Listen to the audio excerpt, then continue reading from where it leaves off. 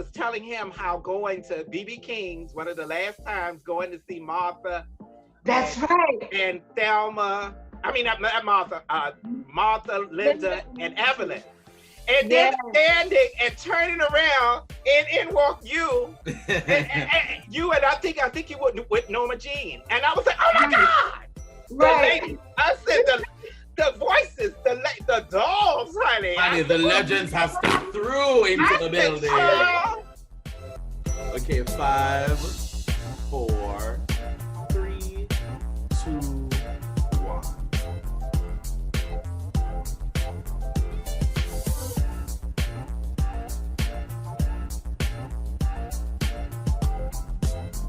Hi everyone, it's me, Krylios, Team Rayceen Productions, MC and producer. And today, of course, I'm with, once again, the legendary Rayceen Pendarvis. Hey, Rayceen. How are you? Salutations, everybody. Hi. I am so excited today. I have in our presence singer, songwriter, music icon, Legend. and legend. And the voice, one of the voices of America. And we are so honored to have the one, the only, Alfa Anderson here today with us. How are you? Oh, I am wonderful. I'm delighted to be here with you, Rayceen and Krylios. Wonderful to be here. Thank you. And it's such a pleasure for us to have you here. It is such a pleasure. And, you know, we're going through a lot right now. Tell me, how are you personally dealing with, you know, everything that's going on? It's really difficult. It's almost as if my timeline on my Facebook has become an obituary page, you know. But we're coping. One of the things that I'm doing is I'm a member of some groups that get together and we meditate. And we send out healing prayers for everybody, for the entire world, for people that we know personally. We've spent a lot of time doing that. I spent a lot of time in meditation myself and Qigong and do some Tai Chi and try to take as many supplements as I can to keep myself strong. Yes, that immune system, honey. Yeah. It's like you got to keep your mind strong, your body strong, your spirit strong, and your emotions strong if we're going to survive this. It's so important. It's so important. It's surviving. And you know, being of all of us being of a certain age, you know, you have to pull it together and keep it together. And I was just telling, I was telling him how I've always admired, I think that there are various groups throughout the world and throughout the country. But I think when I think of Chic and how you were able to blend fashion, funk, R&B, pop, dance, everything in this, how you encapsulated everything. But I mean, your presence on stage was so iconic. I always say, who picked the clothes out? Where did y'all find them? It was like, oh my God. Give us the tea on that, actually. Give us the tea. How was that done? What went into all of that? Who was behind that? Well, the visionaries behind the group, and definitely the look, the music and the look, and was Nile Rodgers and Bernard Edwards, who were the writers and the production team. And one of the things they wanted to do was to make sure that we wore the best clothing. They wanted us to wear designer clothing. So, because that was chic. They wanted us to be chic. And we went out and bought clothes, designer clothes in the very beginning. And then towards the end of our run, we actually had designers design stuff for it. And they don't know that I have this clothes Bernard is going, but I actually do have a thank you from Halston that I'm keeping in my scrapbook. Now it's out. Oh, we love it. I mean, you were Halston, Norma Kamali. I mean, you were like boom, bam. Yeah, and what's so fabulous is your look is so timeless because you can play anything, show a picture of you ladies, the group today, and it fits. It's just simply timeless. Yeah, I look at some of those things. I still love some of my Norma Kamali outfits. I wish I could fit them. Girl, you and me both, honey. You and me both. I got a jumper still in my closet saying, oh, I put the size 9 in my Tell me, what was your favorite look from that time? What was the one piece that you just have not forgotten, the one that really stood out to you to this day?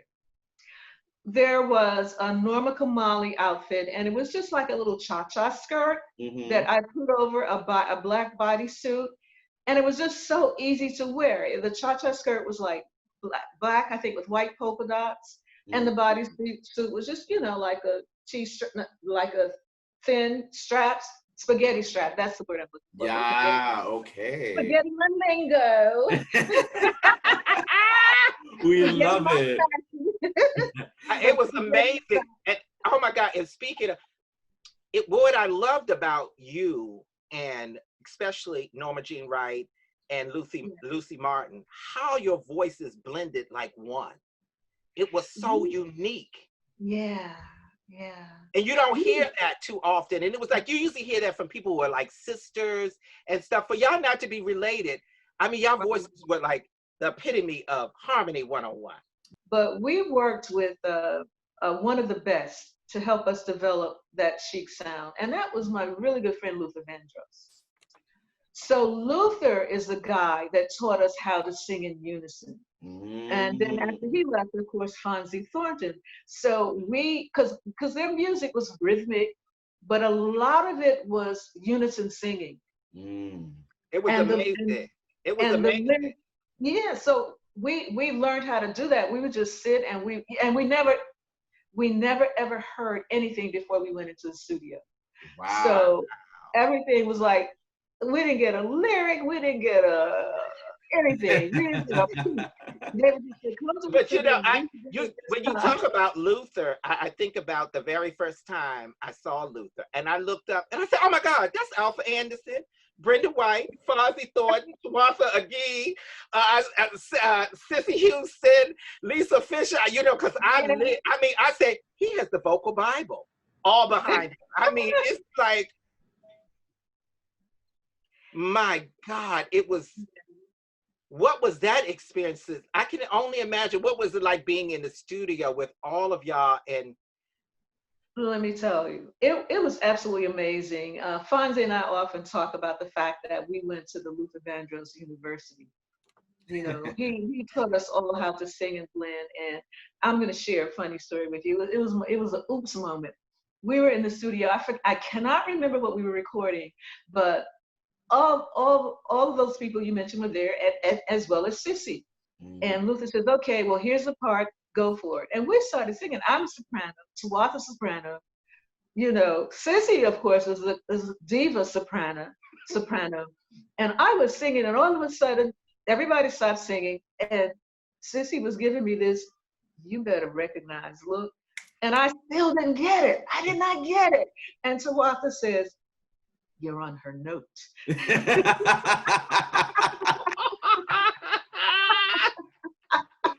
Oh, honey, the diva came through. But to be able, because people, I think singers don't appreciate the artistry of that unique ability to bring all these powerhouses in one room. Yeah. And to come together and create magic, because you don't get that now. I mean, I admire some of the girls now, but I believe in honoring the divas, and really celebrating all of y'all and just celebrating them. I mean, I think about, first of all, the album cover, the risque in black and white, and how that album cover, it should be in a museum. Wasn't that cool? I thought, at the time I didn't see the value of it. But as time went on, I looked at that cover. I said, wow, this was really unique. This was very unique. It was like black and white or sepia tone. At first, I think it was like sepia, and then maybe it's a black kind of sepia. And there was a story behind it. I was the lady of the manor, and I was sitting on the piano, and it was like a whodunit. And Bernard's laying with a knife in his back, and Niall's back there, and Tony's like the butler, and Lucy's the maid, and was trying to figure out, like, well, this is a real whodunit. Who done this? Who did this? It is. Yeah. It's like film noir. It was like a film, all capitalized in that one moment. Yes.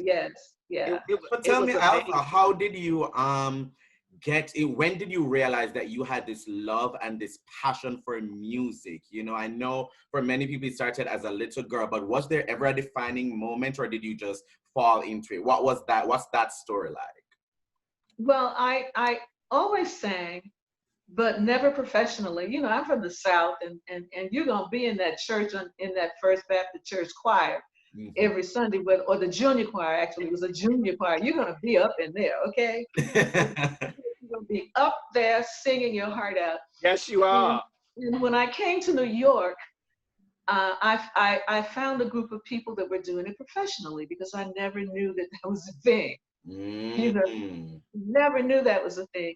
And that's when I met Nat Adderley Jr. and Earl McIntyre and Najee Allen Gumbs. These people, Angela Bofield and Thelonious Monk and Boo Boo Monk, T.S. Monk's children. Those were the people that I met. So it's amazing that I did not go through jazz. But then I met Fonzie Thornton, Michelle Cobbs, Luther Vandross, and I said, this is where I really want to be. So it's when I met that group of people, I realized that music was definitely divine. Just as divine as what I had been doing on Sunday mornings. Yes. Just as perfect, just as uplifting, having the power to bring people together, to lift them outside of themselves, and to have these moments where they could just enjoy and celebrate life and celebrate each other. And I'm saying, oh my goodness, you know, this is the same thing. Yes. And that's when I realized it was just perfect. And coming to New York from Augusta, Georgia, and meeting these people who really were the creme de la creme, you know, at the time. I mean, just that in itself was a blessing, a divine blessing, to be able to meet these people. You found your tribe. It's like, this is my tribe. I belong. That's right. You know, it was like so amazing. And to folks who, you know, because music is, I can't picture a world without music. It is my drug. It is my life. It is everything. And to be able to honor musicians and singers and songwriters and artists, and then working with them as an MC, and being able to bring them on stage, but be able to have moments like this, and sit in dressing rooms and have conversations and tell people what they mean and how their music ministers to us, because your music has been a soundtrack of my life.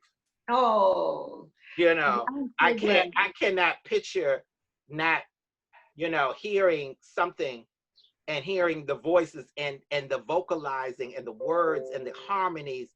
It's just like, I think about Soup for One, I Want Your Love, Chic, Warm Summer Night, you know, all of that, you know, all of that, honey. You know, every album told a story. And then you talk about getting into how you even did your project, Music from the Heart, and how you honored Luther with your first single, and how you was up there looking like the last diva, honey. Purge, honey. Well, you know, he also took my love of fashion and my love of performing to another level. You know, because he was very meticulous, very generous. I remember once I had gained weight, as I was prone to do. I'm a foodie. We had been measured for our costumes, not for our outfits. They were not costumes. There was nothing ever costuming about Luther. When people use sequins, he used bugle beads. Okay. So I had been fitted for the outfit, and I went for the outfit and went for the fitting, and Luther walked in, and the seamstress was saying, "It's really big, I'm trying to fix it." He says, "Cut her another one." You know, that generosity of spirit and wanting everything to be just perfect, you know. So those are the things that I learned through my career, you know. First, and then with Luther. So you know, that aesthetic has served me well. And it's important. I mean, because you see it in your music. Then when Ramit Records did the remix and put you on the cover looking, I said, yes! I said, yeah! Mother is kidding. Yeah, they did a good job. They did, and they remixed, they worked that. I was like, yes, honey. But I mean, when it's like, you give someone masterpieces, and they put levels to it and just add to it and just make it where you can, when music is timeless, it never goes away, but you can take another little spin and add another flavor to it. Yeah, absolutely. And make it so amazing. And for the new folks who are experiencing your music for the first time, I'm like, wow. And then to see you, the ladies of, the former ladies of Chic, all y'all come together, Lucy Martin, Norma Jean Wright, all three of you come together and touring and doing the First Ladies of Disco and celebrating women who paved the way. Because I think if it had not been for women such as yourself, Lucy, Norma Jean, I think of Thelma Houston, Martha Wash. I've been listening to Thelma all day, by the way. It's so funny that I've been. Oh, that's why. Oh my God. So, I've been listening to her all day. So when you think about all these women, had it not been for you guys, it would be no Beyonce, no Rihanna, no Lizzo, none of them, because you and all of your colleagues set the tone for these women. But speaking of which, I mean, you've been in the industry for so long. Tell me, how is it different then than it is now? And the fact that you're still in it, you're still going. Tell me about that transition and what those differences are. What's the one thing that even stands out, Well, technology. Technology, here I am on social media. I had to have a quick lesson on Zoom. Thank you, Nikki. Shout out to Nikki. And Nikki, let me tell you about Nikki. Nikki and I, for 2 weeks straight, had to learn all this stuff about Zoom. And baby, when you're over a certain age, when you're 50 plus, this is not our world. No, but it does seem to be our world moving forward, so definitely the technology is different. I love the analog sound that we had before. The digital sound leaves me a little, it's a little bit too sterile. You know how you can clean something up so much that it loses its value to, Right. I love the grit. I mean, we sang at a time where you sang stuff down from top to bottom. You didn't fly, think the chorus is in. You had to sing it. If the outro was 8 minutes, you sang for 8 minutes. Yes, girl. You had to fill that 12-inch record if that was the T, right. You had to sing, and then a remixer would do something, but we sang. So that was really, really different for me, just the way people record. And we used to sing around one mic.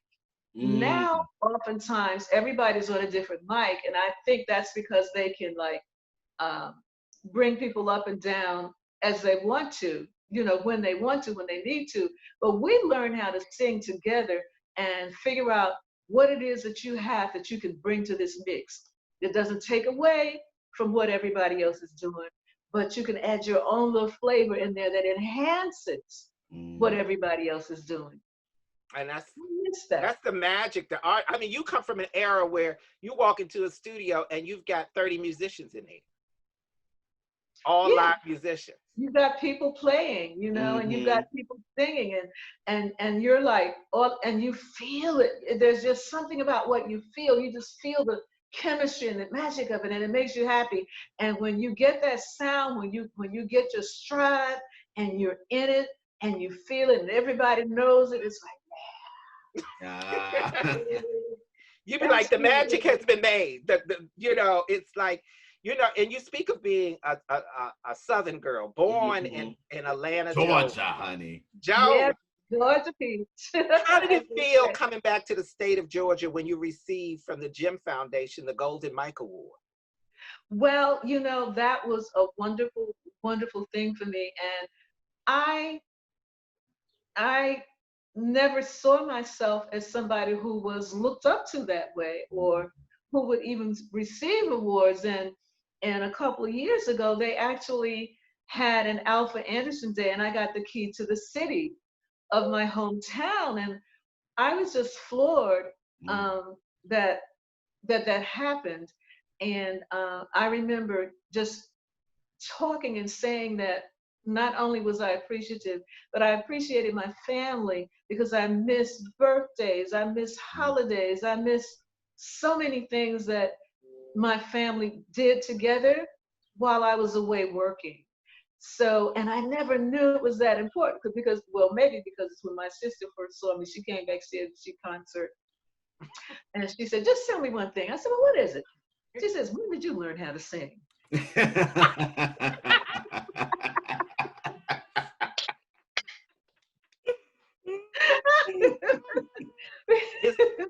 Wow. So your family keeps you humble. Yes, they do. Won't they they bring you together? They'll put you in check each and every time. It's like, it's like really, but you need that because sometimes, you know, in the industry, folks, you know, will come across you in the industry, or sometimes, and they'll build you up, you know, for you to fall. Tear you They're down. waiting for you to fall. Waiting for you to fall, and it's like, oh. You know, and then I had to check I was somewhere one day and I was backstage, and a young girl, she was like 20 years old. And we were in backstage and we were sitting with an artist who was clearly old enough to be her grandmother. But, you know, she was feeling like she was the it girl because she, you know, and I said, oh, no, no, no. Let me remind you, this woman paved the way for you. Understand. It had it not been for her riding on the back of the bus with a name on a marquee coming through a side door, it would be no you. Yeah. So I said, I want you to sit under her for a minute and listen and absorb stuff that she's going to tell you, because those folks over there, they only going to tell you how pretty they are, how pretty you are. But she's going to tell you what to do to survive in this industry. Right. And I took a hiatus from the industry actually because, well, you know, I was a high school principal. I went back to school. I told him that. I told him you used to be a high school teacher and a principal for a while. You were an educator. Yeah, and I took some time off from that when I got married. My husband and I sort of like decided that we wanted to work on our marriage, because it was something that it's something that you have to work on, and it's something that you have to build. It's not magic. It creates magic. It becomes magical. But it's something that you really have to work at, and something that you want. You know, it's got to be something deep inside of you. And so I took some time off from the industry, and my sons actually were telling me that I needed to go back. Say, you really sacrificed so much for us. We're grown. And they said, you still look good. I said, okay, thank you, son. You know? And people love you.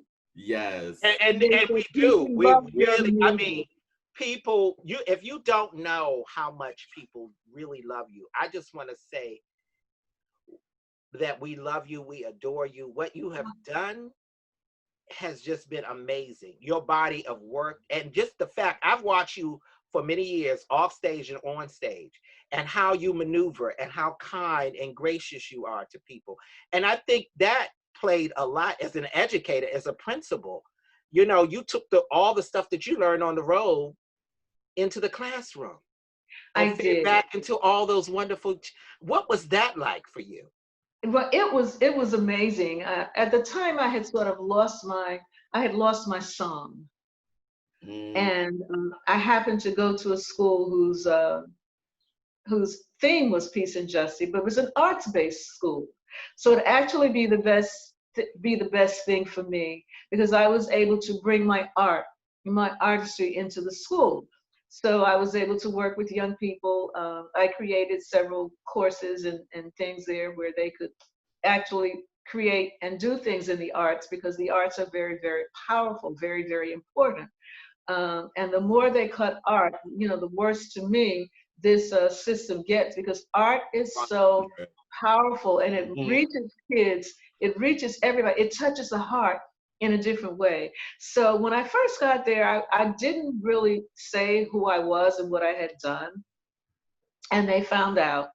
And actually, I think they knew about it before I got there. And one of my biggest joys was when one of my graduating classes came to me and said, you know what, for graduation this year, we don't want to march out to Pomp and Circumstance. Can we march out to Good Times? Mm. And I said, absolutely. Yes. And that to me was wonderful because they were happy. They loved the song, and it was a tribute to me, and it brought me to tears. And they really wanted to march out. They've gotten their diplomas, and they wanted to march out to one of the songs that I had done. So that was cute. That is amazing. Oh my goodness. No, that is everything, honey. That speaks the volume and a testimony to what you have done. Yes, and the fact that it still inspires, people as young as me and people as young as those kids to this day. Like, honestly, truly, it's just so remarkable. And speaking of that remarkableness and the fact that you're connecting with people like that, let our audience know how they can connect with you today via social media. Plug all the social media. Okay, let me get my plugs in. Let me remember now. Okay, so I am on Facebook. Mm-hmm. I have an artist page called Alfa Anderson Sings. Mm-hmm. And I do have Twitter, and I do have Instagram. And I think they're at Alpha K.